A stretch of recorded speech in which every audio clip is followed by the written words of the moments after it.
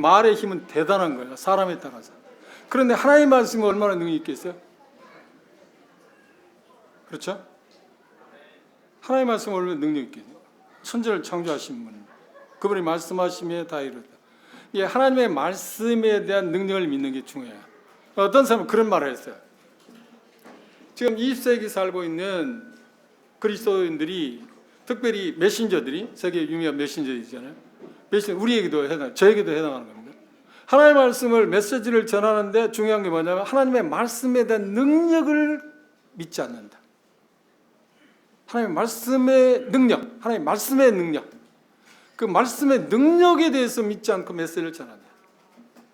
그럼 변화가 있을까요? 그런 변화가 없다. 그건 정말 맞는 말이에요. 하나님의 말씀의 능력. 아니, 정쟁제가 사회자로서 이제 시작하겠다고 하는데 왜 말을 안 합니까?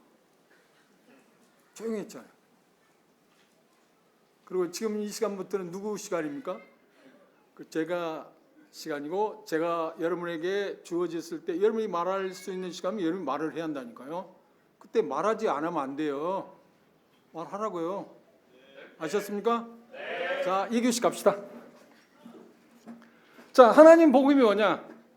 하나님 복음을 위해서 바울 사도가 사도로 택정을 받았는데, 사명을 받은 것은 뭐냐면 하나님의 복음을 전하라고 택정을 받았다는 거예요.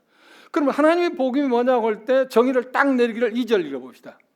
간단하게 말했어요. 뭐라고 이야기했나요? 2절 시작.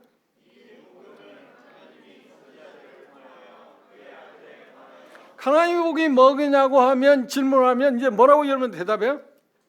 그 아들이 누구입니까? 예수 그리스도, 그분에 관한 것이 복음이라니까요. 그러면 그분에 관한 것이라면 범위가 큰 것입니까? 좁은 것입니까? 상상보다 없이 넓은 거예요. 그래서 로마서를 바울사가 쓴 이유가 뭐냐고 하면 여러 가지 이유가 있어요. 여러 가지 이유가 있는데 그중에 가장 두드러진 게 뭐냐면 그것 때문에 로마서를 통해서 구원받은 사람이 많아요. 종교 개혁자들 가운데 손꼽히는 사람이 누구입니까? 루터가 어디에? 로마서 1장 17절 있다고. 그 외에도 수많은 사람이 로마서에서 구원받았어요. 왜냐하면 성경에서 어느 책 봐도 복음이 뭐냐, 하나님의 복음이 뭐냐, 정확한 정의를 내린 게 뭐냐면 로마서거든요. 실상은 로마서. 그럼 문맥이 얼마나 중요한가를 보십시다. 자, 하나님 복음이 뭐라고요? 이제 하나님 복음이 뭐라고요? 그 아들에 관한 거다. 그러면 그 아들에 관한 것을 할 때 예수 그리스도의 십자가에 못 박혀 돌아가셨습니다 하는 복음입니까, 아닙니까? 복음이 아니에요? 그렇죠. 그 아들과 관계된 어떤 것이든 다 복음이라니까. 하나님께서, 예수님께서 하나님의 아들이심을 믿었다고 하면 그건 복음이 아니에요? 그것도 복음이다니까. 그분이 하나님이시죠. 그걸 믿었다. 복음이 아니에요? 예수님이 들어있느냐 안 들어있느냐 하는 거예요. 그분이 어떤 일을 하셨느냐. 누가? 예수님이. 그렇죠? 이 로마서를 쓴 이유가, 이건 정말 중요한 주제입니다. 그래서 나는 평상시에 이런 그 비유 해석 말고도 새롭게 그 이후부터 전국의 순회 집회할 때 모임에 가면 꼭 이 주제를 이야기해요. 하나님 복음에 대해서. 왜? 그 당시 그것 때문에 실상은 우리 전국 모임에 복음의, 하나님의 복음의 정체성을 확립할 수 있는 시간이 왔어요. 이렇게 기회가 됐어요. 그 메시지를 전했을 때 많은 형제들이 그렇게 말했어요. 이제 하나님 복음에 대해서 우리가 서로 다툴 일이 없어졌습니다. 문제가 뭐냐면 하나님의 복음을 문자적으로, 그래 로마서를 문자적으로 생각하지 않은 쪽에서 문맥을 무시한 데서 왔다는 겁니다. 다시 봅시다. 하나님의 복음 뭐라고요? 그 아들에 관한 것이다.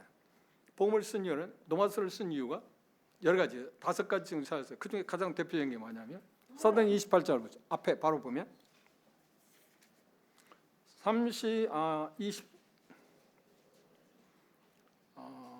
22절입니다. 22절 읽어봅시다. 사도행전 28장 22절 시작.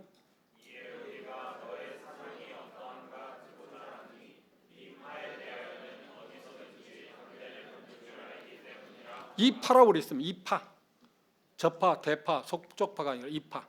이파는 지금 누구를 말합니까? 이파에 대해서는 어디 가든지 계속 반대를 받는다. 이파를 지금 누구를 이라고 이야기했을 때 이는 누구를 지금 지칭하고 있습니까? 문맥이 지금 그래서 여러분들이 그런 대답을 할 때마다 이제 그 습관이 안 됐어요. 이런 질문을 할 때마다 어떻게 해요? 문맥을 보시면 앞에 뭔 이야기하다 이 파에 대해서 이야기했냐는 거야. 누구에 대해? 바울이 전하는 복음에 대해서 지금. 바울이 전하는 20장에 사도행 20장에 나오는 은혜의 복음을 전하는 바울의 메시지를 들었을 때 로마의 성도들 들으니까 뭐라고요? 왜 계속해서 어려움을 겪는다. 그럼 이 당신이 전하는 복음이 도대체 뭐냐? 당신이 전하는 복음의 정체성이 뭐냐고 하는 것에 대해서 로마 성도들은 지금 갈등이 있었어요. 이유가 뭘까요? 쉽게 말하면 그가 적자가 아니라는 거야. 예루살렘 교회에 로마 성도들은 지금 오순절에 약 이 말씀이 기록되어 이제 10년 전, 12년 전에 예루살렘에 가서 오순절에 복음을 듣고 베드로나 요한 그런 사도들 전한 복음을 듣고 구원을 받고 침례를 받고 지금 로마에 와서 시작한 게 로마 교회잖아요. 그렇죠. 지금 로마 교회 성도 그 지도자들 지금 만난 겁니다. 유대인들 만나서 복음을 전했습니다. 지금 그 교인의 몸으로 지금 복음을 전하고 있잖아요. 자기 셋집에서 복음을 전하는데 다시 모였을 때 그들이 지금 그러냐. 우리가 들으니까 당신이 전한 복음은 계속해서 그런 우리가 생각 이해할 수 없는 일이 당하는데 당신이 복음 전하는 복음이 도대체 뭐예요? 바꿔 말하면 하나님 복음, 은혜의 복음을 전하는데 그게 뭐요 하고 지금 정체성을 밝히라는 거예요. 그중에 첫 번째 뭐예요? 당신은 그러니까 쉽게 말하면 청거스가 없다. 고린도전서에 보면 그게 나오거든요. 사도들이 청거를 받은 게 없다는 거야. 그렇죠? 바울 사도가 사도들한테 예루살렘 교회 기둥과 저기는 요한으로부터 청을 받았습니까? 사도들에게 청을 받아요. 청 받은 일이 없어요. 쉽게 말하면 번영을 받은 일이 없다는 거예요. 예를 들면 인동원에서 선교사로 청거한 형제가 누가 있나요? 지금? 박수 형제 또. 그리고 그 청거. 여러분 청거했잖아요. 그렇죠? 그럼 박수행제목길 어디에 청구받느냐면 박수행제물 대한민국에 있는 인도원교회 청구받았다 그래. 근데 바울 사도는 청구받는 데가 없어. 자기들이 보니까 다 사도들 청구를 받고 예루살렘 교회 청구를 받고 하는데 바울은 청구를 안 받았잖아 지금. 자기들 보면 청구가 없어. 그런데 고린도 교회에 가짜 거짓 교사들이 와서 바울 사도 집요하게 공격하는 게 뭐냐면 3장에 고린도후서 3장에 보면 그렇게 집요하게 공격. 당신 우리는 그래도 예루살렘에서 청구를 받아 거짓말이야. 사도행 15장에 우리가 시킨 것도 없이 가서 그들에게 말했다고 하잖아요.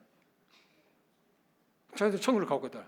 그래 바울 사도 내가 고린도 성도에 내가 여러분들이 사도라고 하는 걸 청구해야 할 이유가 있습니까? 당신들이 내가 전한 복음을 통해서 구원받았지 않습니까? 당신들이 그리스도인 그러니까 고린도에서 살고 있는 형제 자매들이 곧 내 청거사나 똑같지 않습니까? 열매니까 더 말할 게 없잖아. 그런데 이 거짓 교사들 현혹당해가지고 바울 사도를 매도하는 쪽이 그들이 섭니다. 참 세상이 이상한 세상이야. 그 2000년에도 그렇고 지금도 마찬가지야. 부모도 몰라보고 아이고 어수선해요. 그래도 나라도 그냥 좀 엉성한 세상에 좀 그래 바르게 삽시다. 예? 신사적으로 삽시다.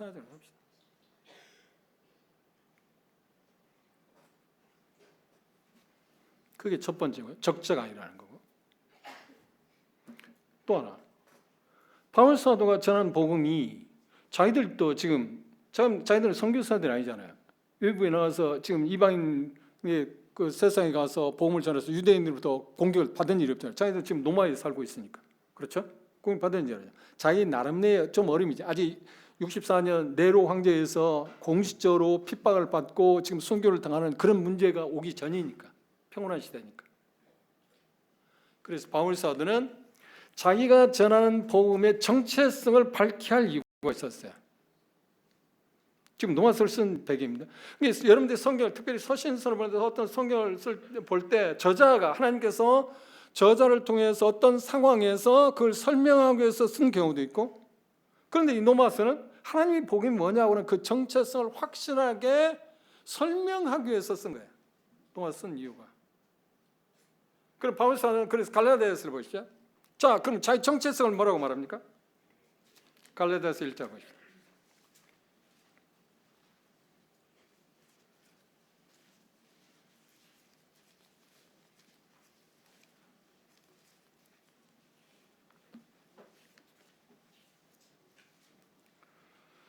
12절 읽어봅시다. 11절, 12절 읽어봅시다. 시작.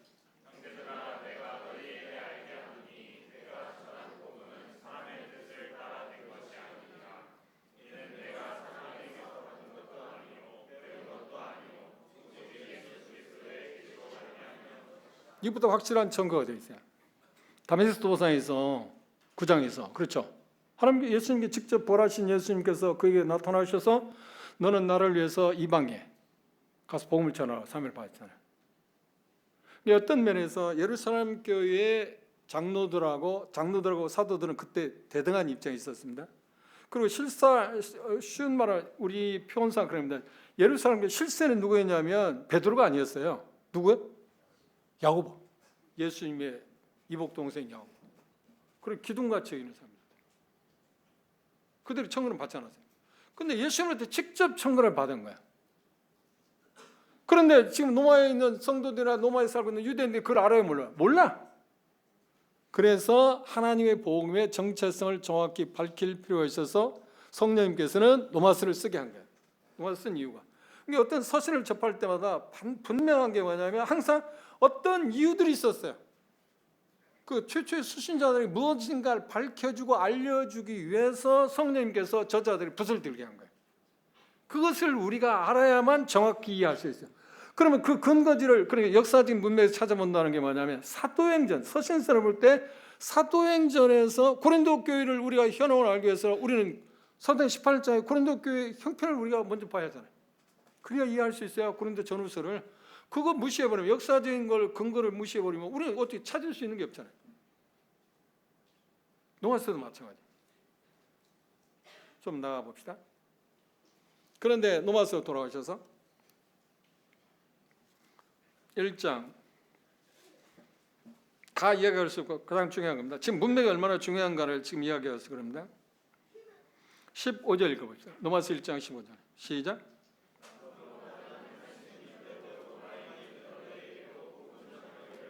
여기 이 말씀을 잘 보십시오. 그러므로 하면 앞에 그러므로라는 수식어가 그래서 그러나 그런 어떤 수식어 주시면 그러므로라는 단어는 무엇입니까? 앞에서 말한 것을 이어서 그런 어떤 결론적인 부분을 이야기합니다. 앞에서 말한 걸 쭉 이야기하고 결론적인 부분을 이야기하면서 뭐라고 하냐면 그러므로라는 말을 다 썼습니다. 그럼 뭐라고 하는 거예요? 나는 누군가요? 여기 나오는 나는 인칭되면서 나는 누구인가요? 바울이 서신을 쓰고 있는 바울은 할 수 있는 대로 로마에 있는 너희에게도 여기 너희라고 했을 너희는 누군가요?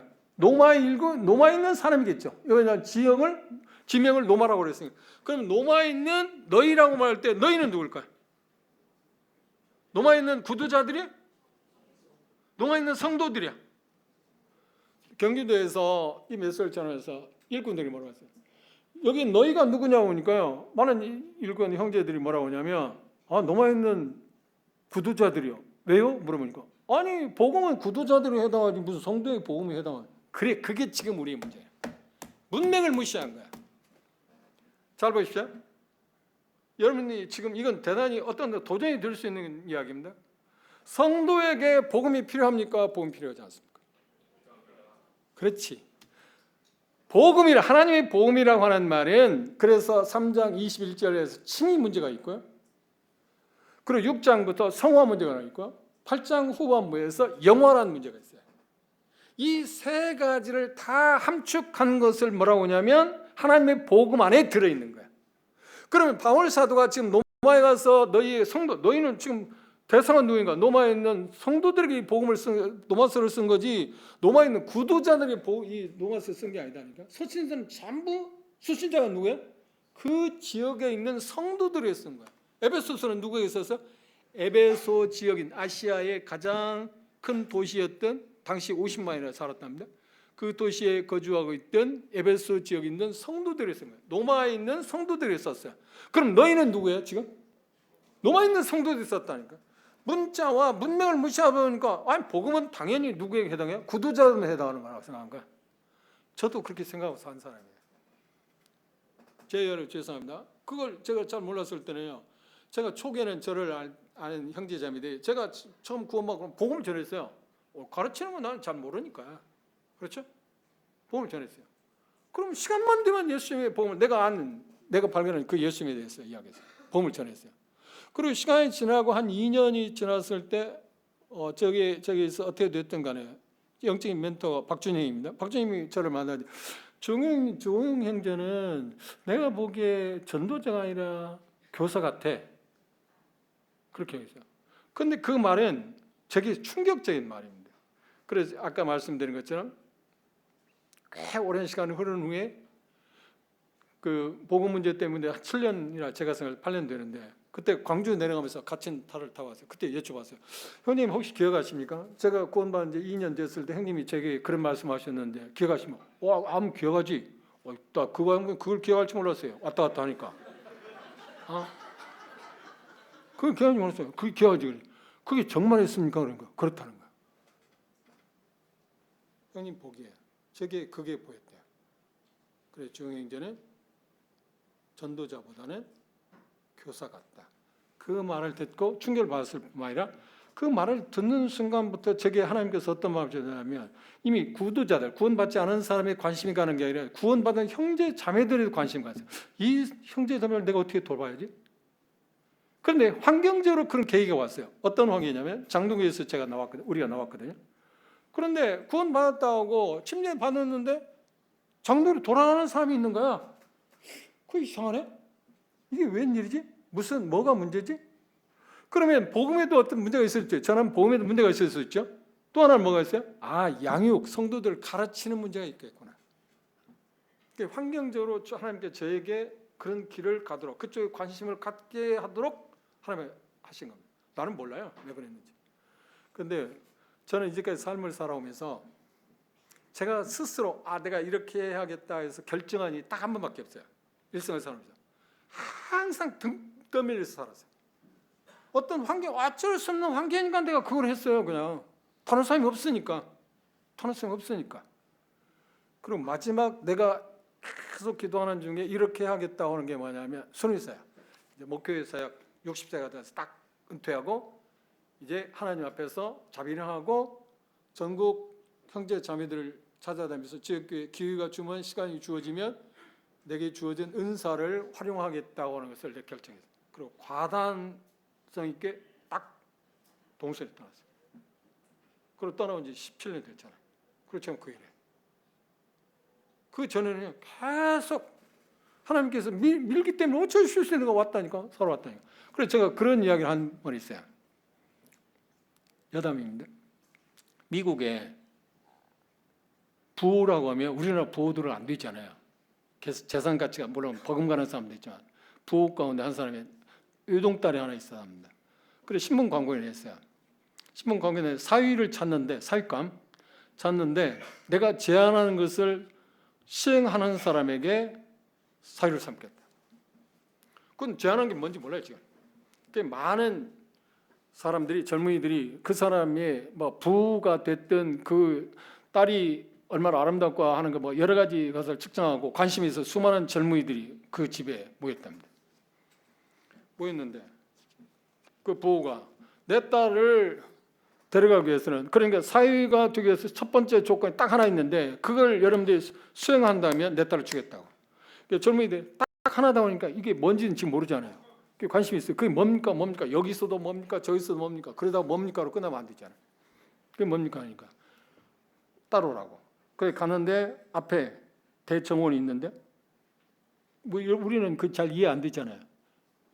제가 영국에서 처칠 관저에 갔는데요. 차 타고 어디 들어가요? 차 타고 많이 들어가더라고. 차 타고 들어가는 집 봤어요? 우리나라에? 없어요. 미국에는 그 부부들은 차 타고 들어가거든요. 큰 풀장 같은 게 있는데 거기 뭐냐? 악어를 키우고 있는 거야. 그런데 한쪽 편에서 뭐라고 하냐면 이쪽 편에서 뛰어들어서 저 악어들이 덕질되는 데를 건너가는 사람에게 내 딸을 주겠다는 거야. 그럼 여기 뛰어들 사람. 그런데 아무도 뛰어들 생각 없는 어떤 사람이 뛰어들은 거야. 그럼 건너갔어요. 어떤 걸 뛰어들어. 그러고 나서 그가 건너와서 하는 말이 누가 내 등 밀었어?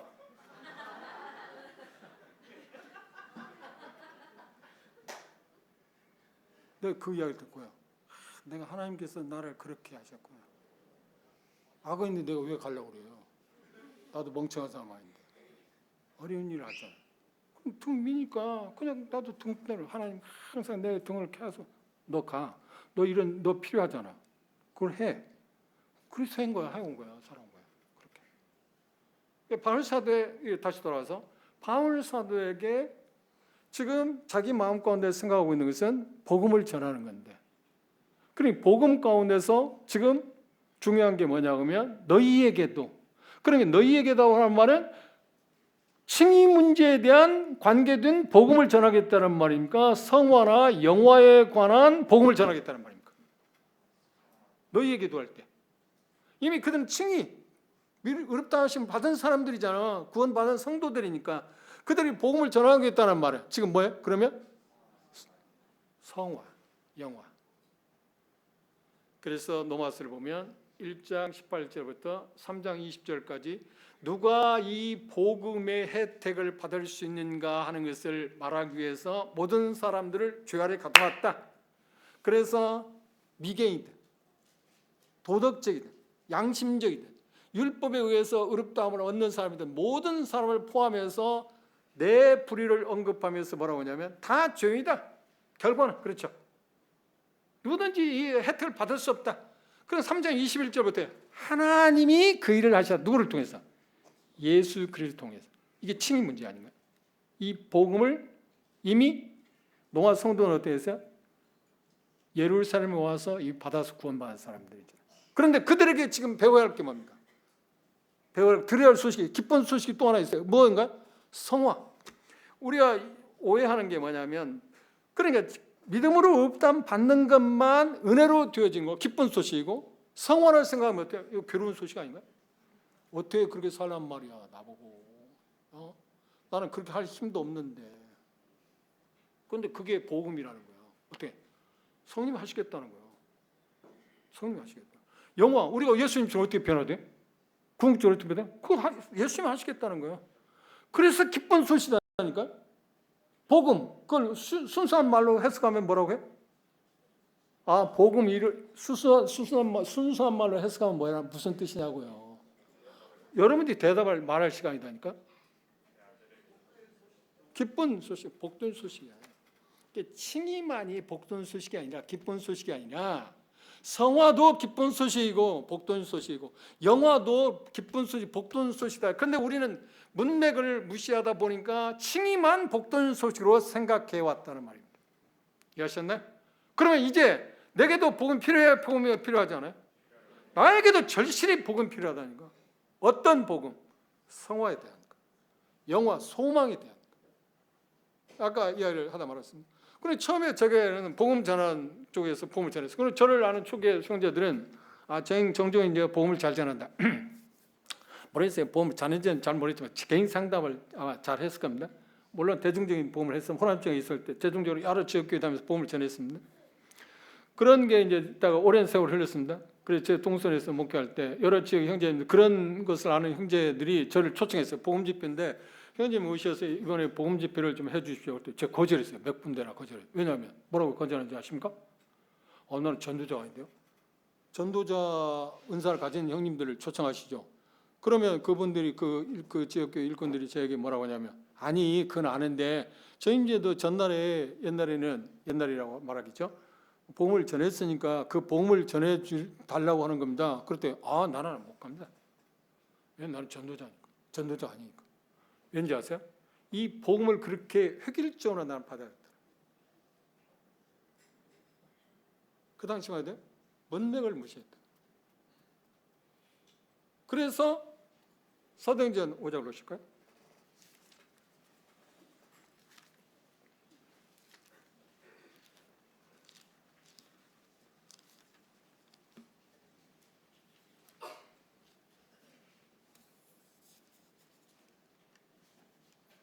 (42절입니다)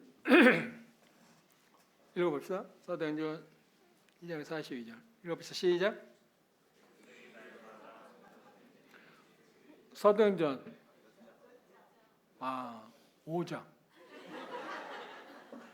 45절만 이야기했어요? 죄송합니다. 너그럽게 봐주세요.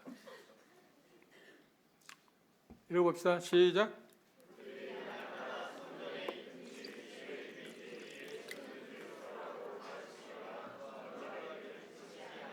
그렇죠. 여기 뭐라고 했나요? 두 단어를 함께 복합적으로 썼잖아요. 예수 그리스도라 가르치기를. 가르치고 뭐라고요? 전도하기를 쉬지 않았다. 그래서 그걸 깨닫고 나서요. 죄송하다고 하고요. 그 다음 그런 일이 있을 때 제가 그러면 나는 복음을 전하러 가는 게 복음을 가르칠 겁니다. 예수님을 나는 알려줄 겁니다. 그렇죠? 무슨 말인지 이해하시겠어요? 그때 숙제가 풀렸어요. 그런데 그때 당시 어떤 형제는 오해해가지고요. 다시는 나를 안 불러요. 이야기 나와서 그러는데 어떤 지역인데 꽤 오래전에 엠마오 주체로 전국 그 6대 도시를 가면서 이제 순회 사역한 일이 있어요. 엠마오 주체로. 그런데 어느 지역에 가니까 근데 그걸 몰랐어요. 내가 하면 그 눈치 곤치도 없겠어요. 그 지역교회에서 월요일날 갔는데 주일날 전날이겠죠. 월요일 갔으니까 그 지역에 여러 이제 광역도시에 모였으니까 여러 지역교회 성도들이 왔는데 그 어떤 지역교회에서 사역자가 어떤 메시지를 전했냐면 지금 가장 오해가 많은 선한 사마리아인의 비유의 말씀을 전했답니다. 꽤 오래전입니다. 그 어떻게 이야기를 했을까요?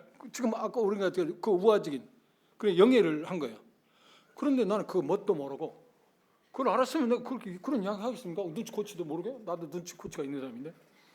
그런데 그것도 모르고 그걸 이야기했어요. 그러면 내가 생각할 때 얼마나 기분 나쁘겠어요. 그러면 아니 형제님 내가 어제는 그렇게 이야기했는데 형제님 와서 그러면 엎어버리면 어떻게 하겠다는 말이에요. 그렇죠? 그럼 제가 설명했을 겁니다. 죄송합니다. 그럼 내 형제들에게 그런 의미가 어떤 의미였는지 어떻게 해서 전했는지 난 잘 모르니까 그런 것에 대해서 설명할 수 있지 않겠습니까? 그런데요. 그 말을 듣고 오해해가지고 그 지역교회에 내가 가본 일이 없어요. 아니 가긴 했어요. 뭐 영남 지역 장로 모임이라든지 가기는 했지만 그 지역에서 그 전에는 제가 성도 집회도 하고 뭐 복음 집회도 가기도 하고 했었는데 그 다음부터는 제가 그 집회에 초청을 받는 일이 없다는 거예요. 제가 이 이야기를 하는 것은 그런 실수를 하지 마세요. 아까 했잖아요. 무디는 구부러진 자를 볼 때 뭐 했다고요? 이게 구부러진 자라고 말하지 않고 뭐라고 했대요? 그 옆에 항상 반듯한 자만 갖다 놨대요. 그러면 내가 이게 구부러졌다고 말하지 않아도 반듯한 자를 보면 구부러진 자가 뭐라고 내 자가 구부러졌구나 하는 거야. 그게 뭐냐면 그래서 무디는 항상 뭐라고 하냐면 빌그리암도 그렇게 했습니다. 그걸 본받아서 말하냐. 하나님께서 이렇게 말씀하셨습니다. 어떤 일? 하나님께서 이렇게 말씀하셨는데 뭐라고 하면 성경은 거기에 대해서 뭐라고 말하는 거야? 성경은 거기에 대해서 말하는 거야. 바꿔 말하면 하나님은 거기에 대해서 뭐라고 말씀하시는 거야? 그럼 하나님이 이렇게 말씀하셨는데요. 해답은 거기 있잖아요. 우리가 구도자들을 접할 때나 성도들 교제할 때도 뭐 뭔가 잘못되었을 때 그거 아니야 말하지 마세요. 그렇게 하지 마세요. 그건 지혜로운 게 아닙니다. 물론 어떤 경우에 그렇게 말해요. 예수님도 그랬어요. 어떤 경우에 분명히 빛을 보았음에도 불구하고 빛이 아니라고 주장하는 사람에게는 말을 해요. 그 빛인데도 분명하게 빛이라고 그 당위성이 있으면도 빛이 아니라고 말하는 사람은 아니야. 너는 틀렸어. 라고 말해. 그런 사람이 안에서. 그렇지 않는 사람에게는 그렇게 말하면 안 돼. 무슨 말을 하시죠? 그게 지혜라는 거야. 그래 나는요. 디엘 형제님이 그 삶의 철을 배워서 지금 그렇게 항상. 하나님이 뭐라고 말씀하시는데? 하나님이 이렇게 말씀하시는데? 하나님이 이렇게 그러기 위해서 중요한 게 뭐예요? 그 말에 대해서 하나님께서 뭐라고 말씀하시는 건 내가 알아야 하잖아요. 그렇죠? 알아야죠. 그것 때문에 한 게 아닙니다. 내가 성경을 공부하는 이유는 나 자신이 성숙하고 하나님을 기쁘시게 하기 위한 것 때문에 그래요. 내 풍요로운 삶을 누리기 위한 거고.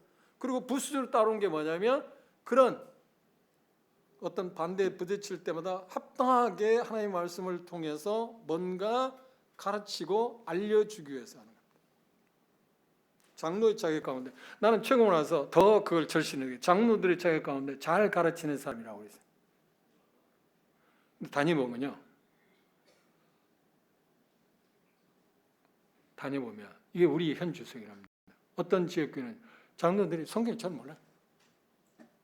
잘 가르친다는 말은 지금 저처럼 이제 대중적으로 뭐 메시지처럼 메신저에 한다는 말이 아니에요.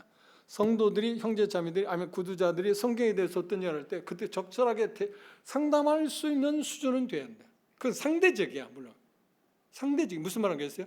내 입장에서 보면 저 형제가 그 지역교회 장로할 때 그 수준에 이르지 못했을지 모르지만 그 지역교회 내에서 그래도 상대적으로 잘 가르치는 사람이 되는 거야. 성경에서 말하는 장로는 상대적, 절대적인 게 아닙니다. 절대적이다, 상대적이다 무슨 말을 아시겠어요?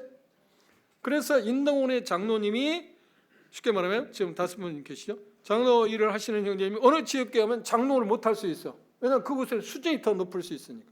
그렇죠? 그런데 그것도 모르고 내가 어느 지역교회에서 장로에 있으니까 여기서 장로를 해야겠다고. 그게 최근에 있어요. 아니야. 그 지역교회 수준이 있네요. 각각 그 지역교회 수준.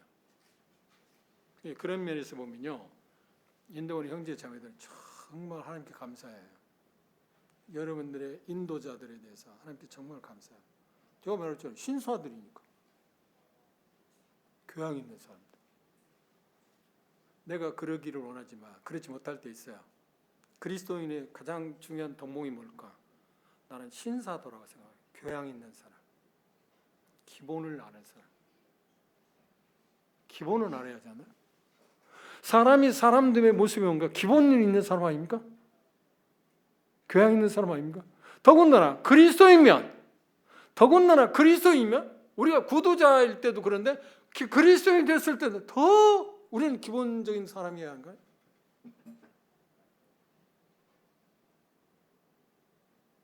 자기 부모의 또래가 되는 분에게 함부로 말하고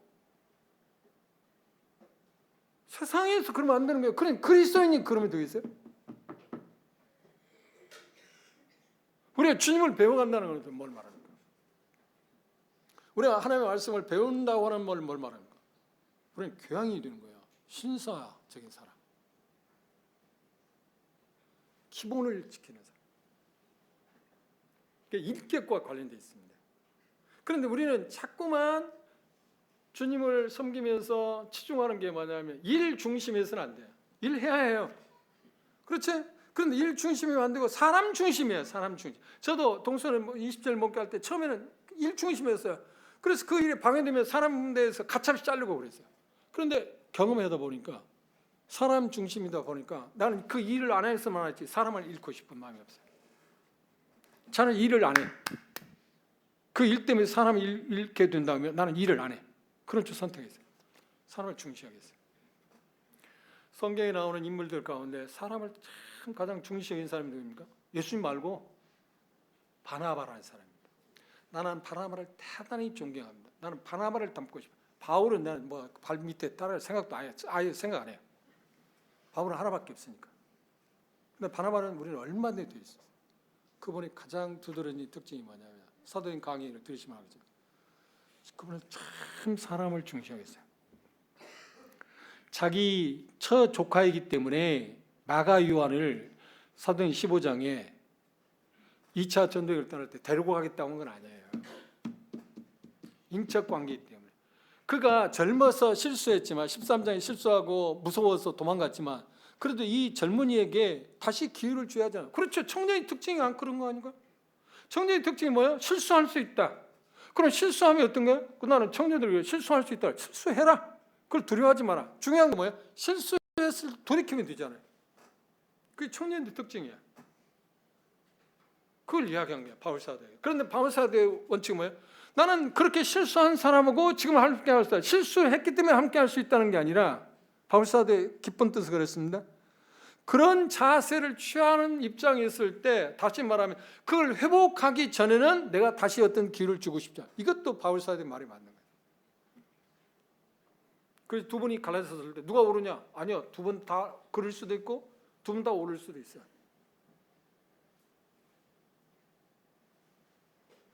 바나바는 참 사람을 사랑했어요. 존중했어요. 귀중하게 생각했어요. 마치 요나단처럼.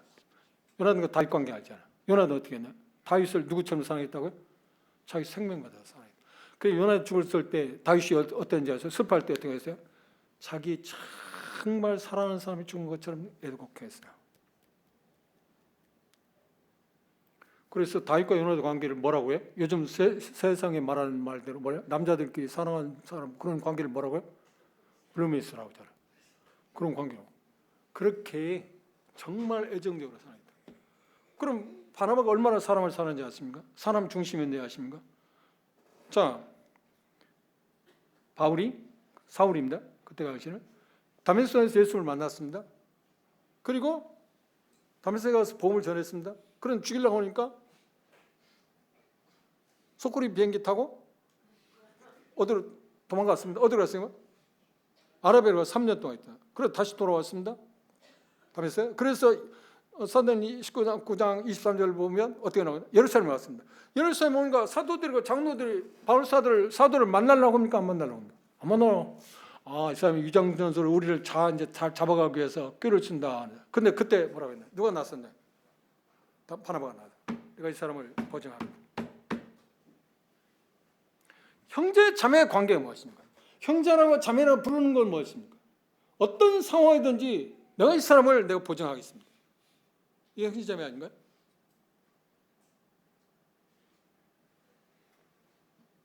그게 형제 자매 아닌가요? 내가 정직하게 말하면 준서이가 어떤 일을 당하여서 한다면 내가 그래요. 준서를 내가 보증한다. 그가 뭐 한 거에서 내가 그걸 지불하겠다. 그 빌레몬서 보십시오. 바울하고 빌레몬 관계를 보십시오. 오네시모의 관계를 보십시오. 뭐라고요? 그가 잘못한 거 있냐? 그리고 그가 뭐야? 빚진 거 있냐? 돈을 갖고 도망갔으니까 내가 갚겠다. 내 앞으로 해결해. 그게 정말 형제입니다. 그게 정말 사랑하는 사람 관계 아닌가요? 그럼 이 지점에서 한번 좌우측에 있는 형제자매들 돌아보십시오. 여러분들이 좌우측에 있는 형제자매들 그렇게 보증할 수 있는 사람인가? 아니요. 내가 이 사람을 보증합니다. 누가 뭐라든 나는 이 사람을 보증합니다. 지지합니다. 이게 형제자매들이라는 거예요. 우리는 그렇게 가야 해요. 그렇게. 내가 손해를 무릅쓰고라도 내가 그것 때문에 지지하고 보증하기 위해서 어떤 해를 당할지라도 내가 보증하겠다. 내가 갚겠다. 이게 형제자매 아닙니까? 바나바가 그렇게 했어요.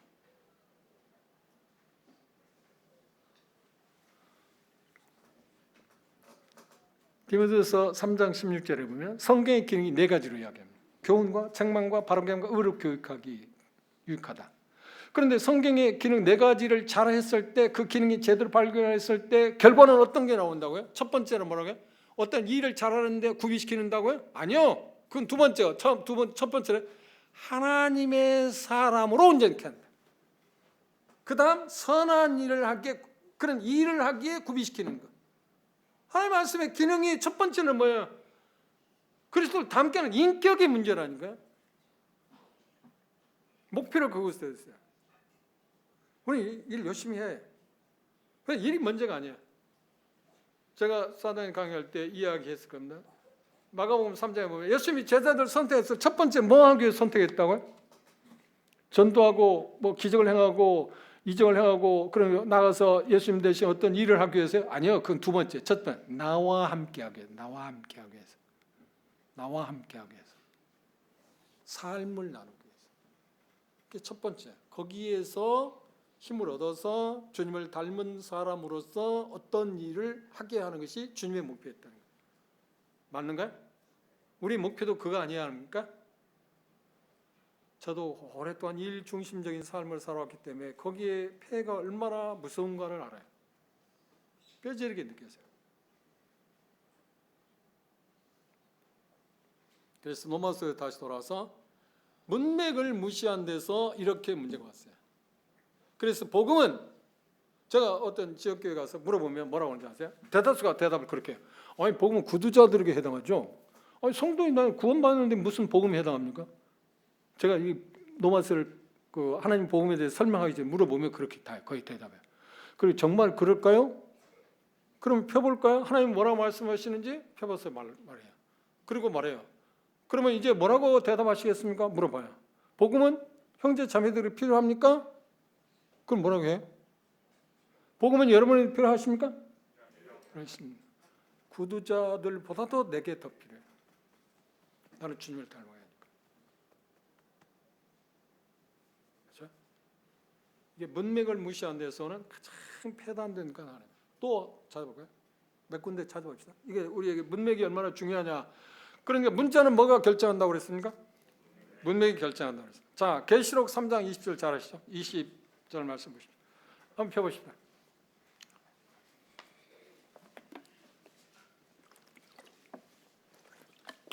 읽어봅시다. 시작.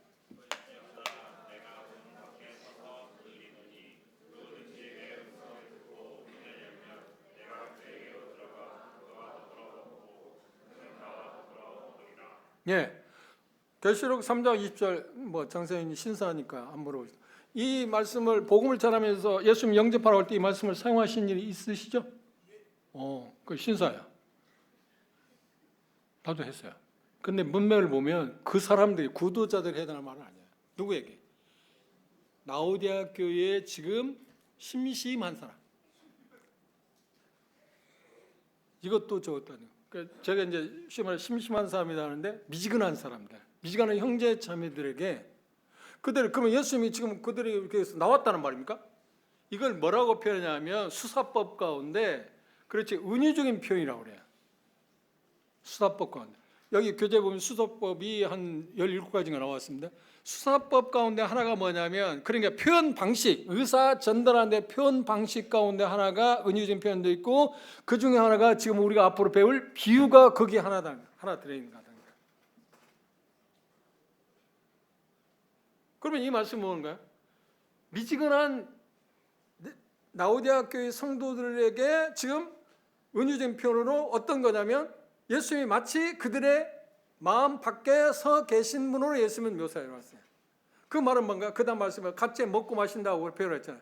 그러니까 교제나 어떤 관계가 지금 문제가 빠져 있다는 거예요. 그래서 회개해라. 그러면 나와 함께 그 함께 먹고 마시는 관계가 회복될 거라고 하는 이야기예요. 그리고 그렇게 했을 때 상에 대해서 말하죠. 나와 함께 다스릴 거라고 하죠. 그러니까 문맥을 이야기하면 구도자들에게 말할 수는 있긴 하겠지만 그것보다는 지금 어떤 사람들에게 라오디아 교회에 있는 미지근한 형제 자매들에게 예수님이 지금 권하는 것입니다. 여러분이 그런 입장입니다. 마치 나를 문 밖에 세워놓은 사람들의 입장입니다. 그러니까 나와 지금 관계가 어떻다는 거야? 소원해졌다. 그래서 여러분들 회개하십시오. 회개할 수 있는 게 자기 자신들이 잘못을 깨닫고 문을 여는 것처럼 이게 은유적인 표현입니다. 그러면 내가 들어가서 나와 함께 먹고 마실 거라. 관계가 회복될 거라는 이야기입니다. 그렇죠? 그 문맥을 무시한 데서 오는 것들입니다. 그리고 구체적으로 여러분들이 이 부분을 한번 더 읽어보시고 또 찾아보시다. 디모데후서 2장이죠. 이 말씀도 참 많이 우리가 오해하고 있는 말씀입니다. 디모데후서 2장 22절입니다. 읽어볼까요?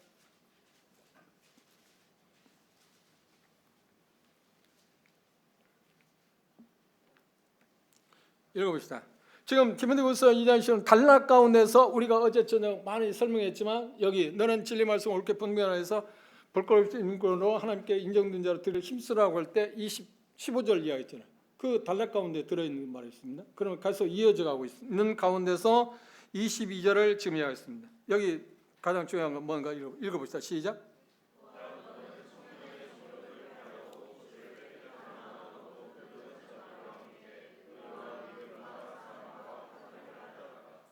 예.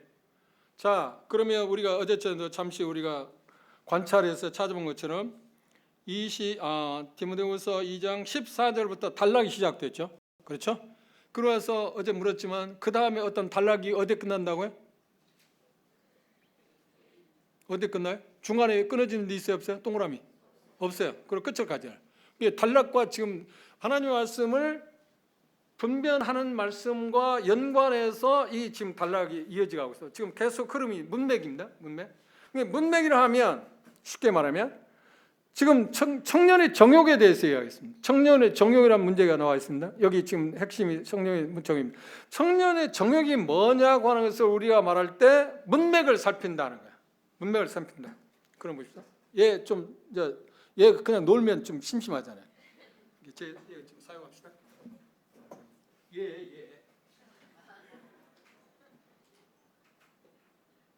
얘가 저쪽하고. 하이. 네? 뭐라고 하는데? 뭐라고? 움직이라고 하는데 안 해. 아직 안 와.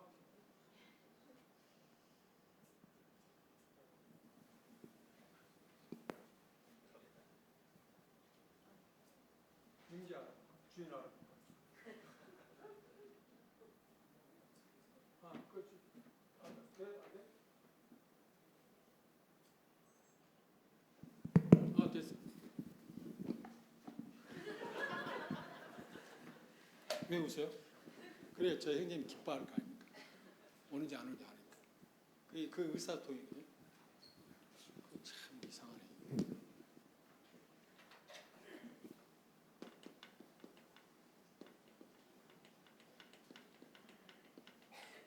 이게 몇 절이라고 그랬습니까? 22절. 그럼 문맥이라고 하면 이쪽으로는 몇 절부터요? 단락이 몇 절부터 시작됐다고요? 14절. 이게 끝까지 가면 몇 절이라고요? 26절. 여기서부터 여기까지를 관찰해서 청년의 정욕이 뭔가를 찾아야 한다는 거예요. 이걸 문맥이라고 그래요. 그래도 안 될 경우는 어떤지 아세요? 그러면 2장 전체를 봐야 해요. 1절부터 찾아봐야죠. 그래도 이것이 의심이다, 정확히 모르겠다면 어떻게 뭘 찾아야 해요? 디모데후서 전체를 봐요. 무슨 말이겠어요? 그것을 이 본문이 있다고 생각했어요. 본문에서 가장 가까운 걸 뭐래요? 근접 문맥이라 해요. 거기서 좀 멀면 원접이라고 이야기해요. 거기서 또 멀면 이제 장으로 이야기해요. 거기서 좀 더 멀면 뭐라고요? 그 책 전체를 생각해요. 거기서 전부 멀면 어떻게 해요? 이제 성경 전체를 봐요. 이게 왜 중요하냐면, 예를 들어 말하면 성경에서 한 번 구원받은 사람은 영원히 멸망하지 않는다고 말했어요. 성경이. 그게 진리잖아요. 그것을 놓고 구원받은 사람도 구원이 흐려질 수 있다는 비싼 말들이 얼마든지 성경에 있어요. 그러면 그것이 100개가 있다고 생각해요. 100개가 있다면 100개가 있을지라도 100개가 이 성경에서 말하고 있는, 처음에 말하고 있는 것을 무시할 수 있어요, 없어요? 없어. 그 100개가 무시되는 거야. 아, 쉬한데. 하여튼 하라고 하는데. 장세한 게 눈치 봐요. 쉬었다 합시다. 나는 나 찍는 줄 알았어. 아, 표시를 그렇게 손을 들을든지. 나는 강의를 잘해가지고 찍는 줄 알았어. 저거 쓰는 거. 그러지 맙시다. 쉬었다 합시다.